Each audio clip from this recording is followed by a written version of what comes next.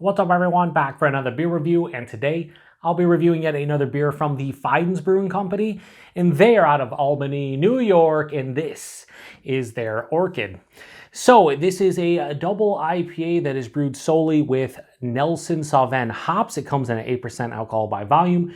No IBUs listed. Time of review, and this can is just under 1 month old. I'm gonna give a huge thanks and shout out to a very good friend of mine and fellow BeerTuber Kyle over at No Hype Beer Reviews for this beer. So big thanks to him. Now, for those of you who just want to watch the review, fast forward probably 3 or 4 minutes because we got a little bit of story time here, and I know a lot of you probably don't want to hear about it, so just fast forward 3 or 4 minutes and you should be good to go. The rest of you, it is story time. So first things first, full disclosure, I've had this beer before. I actually had it back in late September, so a little bit over 2 months ago at my favorite local bottle shop of choice, Brewed and Bottled in Lewiston, New York. Shout out to Chris over there.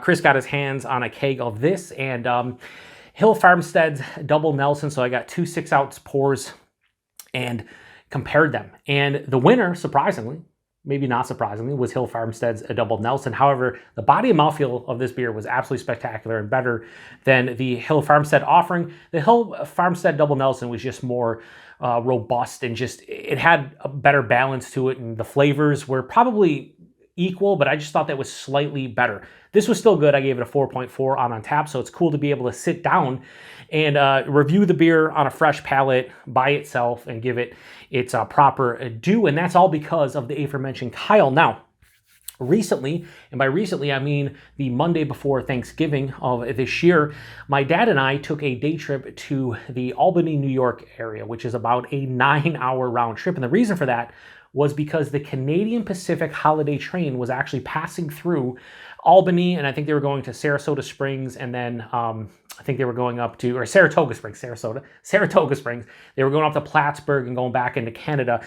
Every year, the Canadian Canadian Pacific holiday train, it comes down from Canada and makes its way throughout different areas in the U.S. That was the closest it was here in the U.S., so we decided to go. My dad loves 2 things when it comes to like hobbies, and that is trains and Christmas lights, and this had the best of both worlds. It was really cool to check out. It actually stopped in Albany in like a residential area. It was a park, but it was like it was in a park that was like behind a bunch of residential houses.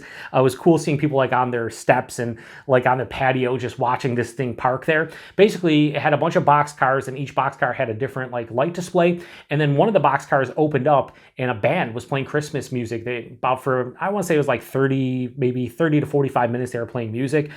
Very family oriented. If you can ever, if you ever get a chance to check it out, I would highly recommend it. I don't think I'd make a 9-hour round trip again to check it out, but if it's like within an hour or two, I would go check it out, especially if you have kids or your family as a whole loves like Christmas lights and trains. It's pretty damn cool. Now, the one awesome thing was that Kyle was able to meet up with us after we checked out the train. We went to dinner at Albany Ale and Oyster House, or I think it's just called maybe Albany Ale and Oyster.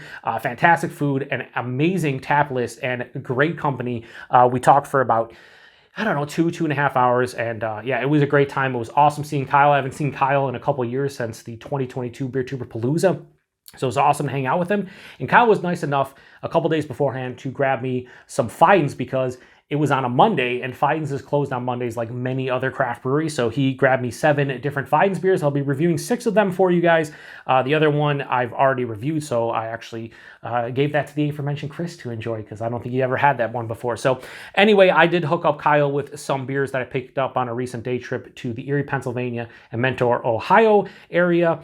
You should see reviews from him of whatever he decides to review. I told him to review stuff, don't review stuff, whatever. But he said closer to Christmas, some of the holiday beers he will review. So this is the first of the bunch from the Fidens beers, and I'm here for it. So once again, huge thanks to Kyle. I apologize to anybody who just sat through that story time and decided to listen to it and didn't care for it. But whatever. It's the Beer Patrol. We have long reviews, and I want to kind of let you guys know how I got this beer, but also a little bit about that Canadian Pacific holiday train. It's a really cool thing. So we have the hashtag proper glassware here. Hopefully I don't spill this beer everywhere.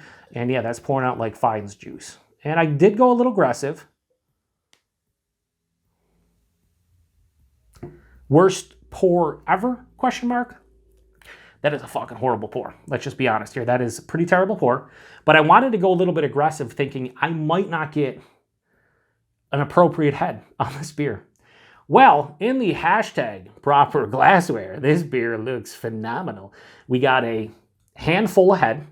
Yeah, the body, you know what, the body, on camera, it might look oxidized. I don't know, but I say this so many times I watch it back. I know it doesn't look oxidized to me. It just looks like that dark honey orange color, I like to say. Very murky and turbid. It looks like a Fidens beer, albeit a bit darker. The head is this beautiful, like off-white, maybe eggshell white head. Looks very creamy. Some bigger bubbles towards the top to give you like more of a little bit of that, soap sudsy look. But I think as a whole, it looks really nice. And again, in the hashtag proper glassware, it does not look great because I poured it like an idiot. But yeah, it looks fine. Let's get a nose if I can. If not, then we're just going to try to taste it and then get a nose. Oh, I can get a nose all right. Yep. So the one thing I noticed on tap, and I didn't mention it when I checked it into Untappd, but when I had it and did the comparison with the Hill Farmstead, this gave me the elusive, at least for me, diesel note. Shout out to a good friend of mine and viewer of the channel, Bud. He was the first one I ever really heard talk like about diesel a lot in Nelson beers, and I know like Joe over at Joe's Arcade, good friend of mine, fellow BeerTuber, he says it as well. This definitely has that diesel kind of note to it. It's very intense, but it's white grapey, it's white wine. It has that white fruit expression. And now that diesel character is starting to slow down a bit, but still there. I'm also getting a beautiful like passion fruit and guava nose. Yeah, so as this head is starting to come down a bit, it's starting to open up. It smells like it's going to be sweet with a big fruity white grape, passion fruit, guava, kiwi, just like, again, more of that white fruit kind of realm. A little bit of like a grassy herbaceousness. And then again, that diesel note, which again, a lot of people get with Nelson. I only get it very occasionally. Like, I'm not to say it's super rare for me, but this is probably maybe fourth, fifth time I've noticed it since, the first time I noticed it, and that's because of Bud. Oh man, this smells awesome. I'm going to attempt to pour a little bit more in here. See if this just isn't a bit carbonated or if it was because of my terrible pour. It looks more like it was because of my terrible pour, honestly. Cheating a little bit, had to save it down the side there. All right, so now in the hashtag proper glassware, that looks better as far as a pour of this beer goes. It looks absolutely, it almost looks like nitro-esque. I'm looking at the head right now from this side, and I'll let you guys look at it, but it looks like very nitro-esque, and it looks like almost like a frothy, creamy head now, especially in the forefront where the Fidens logo is. It looks gnarly. Anyway, let's get into it. Thanks again to Tile. Thanks again to Tile. Thanks again to Kyle. Cheers.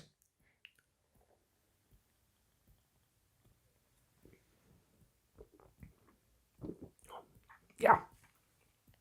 Everything I said in the nose is in the taste.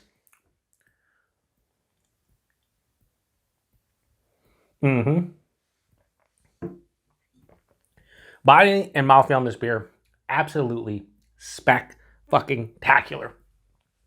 Body, it has this full-bodied saturation. It coats your mouth, but it's at the same time not thick and chewy. It just kind of just coats the palate, but doesn't, it's not like you're chewing the beer or anything. So the body's full-bodied without being thick and chewy and like extremely viscous.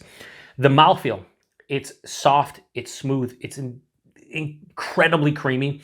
It is very pillowy. Yeah, the body mouthfeel is still spectacular. And that's what I noticed on tap, and it hasn't changed.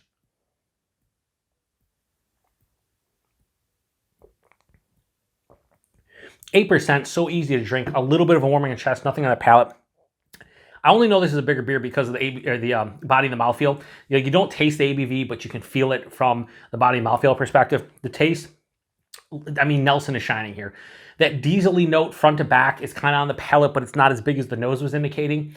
Right at the forefront, it'll get maybe a touch of like a white grapefruit and like a very like subtle orange. But then just, again, just shout out to Bud again, gobs of, for me anyway, a white grape specifically, like a crisp white grape. There's passion fruit, there's guava, there's kiwi, even a little bit of lychee. It has a very exotic kind of tropical fruit feel to this one.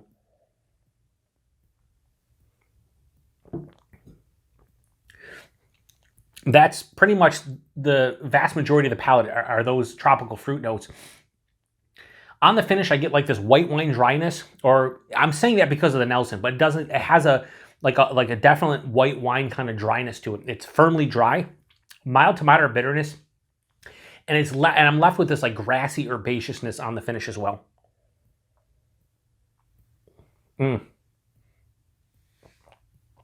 Now with the head dying out, the nose on this beer is spectacular. It's that diesel, white grape, big passion fruit.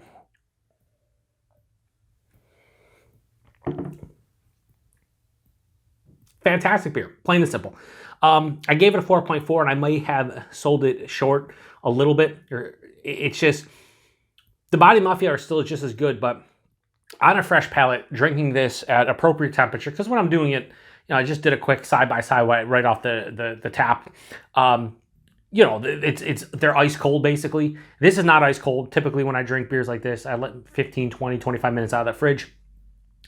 But this is very expressive. The hops are very expressive on the palate. Again, they saturate the palate with just that hop flavor that is very condensed, exotic tropical fruit. I'd like to say maybe a little bit, I'd like to see a little bit more bitterness out of this. The dryness is good. The sweetness isn't overwhelming, but glass lacing's pretty solid. One more sip, and then I think I'm gonna lock something in.